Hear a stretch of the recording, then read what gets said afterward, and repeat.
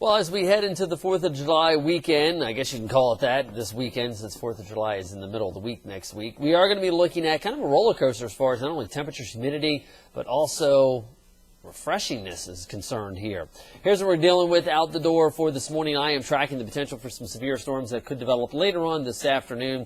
I'm thinking probably in that, say, 4 o'clock till midnight time frame here, especially north and west of Greenville right around dinner time, and then gradually marching its way to the coast. Hail and wind are going to be the main threats that we're going to be tracking. Now, very refreshing, cooler Canadian air is going to be sliding in here, especially for tomorrow going into Wednesday. Then after that, we'll quickly start to heat things up. But at least for a couple days, you'll be able to turn the AC off. As far as Debby is concerned, more of a problem for Florida.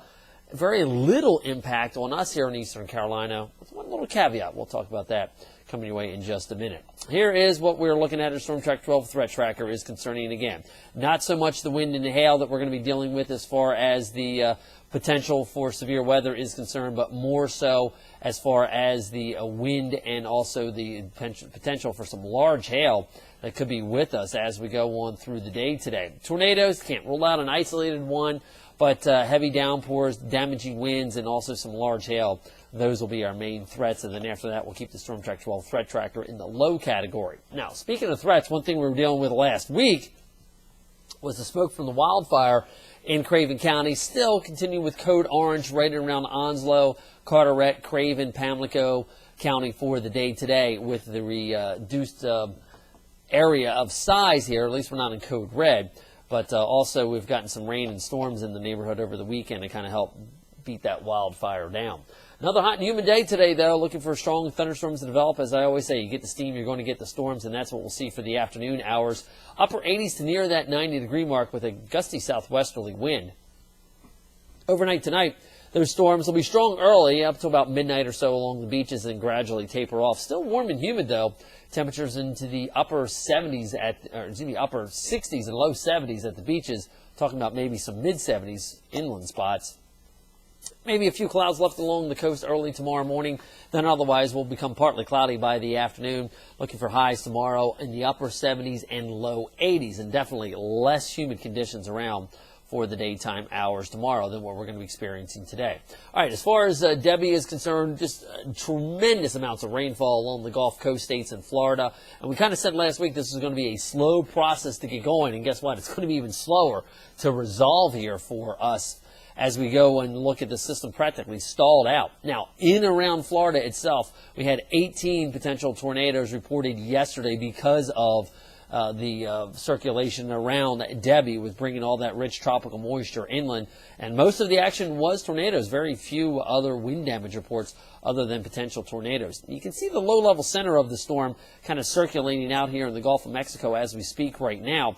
But you'll notice it's heavily weighted to the east side storm. That's where the richest feed of tropical moisture is coming in on the east side over the Florida Peninsula right now as we speak. And that looks to be the way this is going to be at least for the next day or two. Now, as far as the current stats are concerned, well, really, the thing is not moving all that much.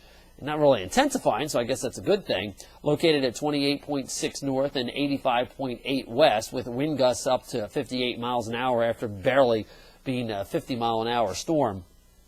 Well off to the south-southwest of us here in Eastern Carolina. And again, I don't think we're going to have to be worrying about much of a problem from Debby as the official forecast track kind of holds it right along the Gulf Coast states here as we go through the entire week. Now, I am taking this with a little grain of salt. I think we may potentially see some of the forecast models are showing you this thing escape out across the Florida Peninsula and kind of parallel the southeast coast of the United States, but really not have a whole great of an impact for us here in Eastern Carolina, as we are going to be watching eventually this system basically kind of raining itself out. Here's what we're going to be dealing with, how things play out. And this is one of the reasons why we're not really worried about it being a big problem for us. Part of it is because of this front that's going to be coming in. You can see Future Track shows you showers and storms developing as we head into the afternoon hours today. By early tomorrow morning, we'll be looking at the system down along the Crystal Coast with the front kind of stalling out. And a big, cool, refreshing high pressure takes place. And that is what's going to potentially keep Debby away from us here in eastern Carolina. Now, notice this model, though. It kind of brings the low-level center out across Florida and escapes it off to our south and the east, which I could see that being possible. But again, that high pressure kind of sitting back there that is going to be the dominant feature as far as our weather is concerned. And with the storm being an easterly weighted one-sided storm, I don't really have to worry too much about it wrapping its moisture back in here for eastern Carolina. Although there could be some high surf. That is something we'll continue to watch and keep you updated on.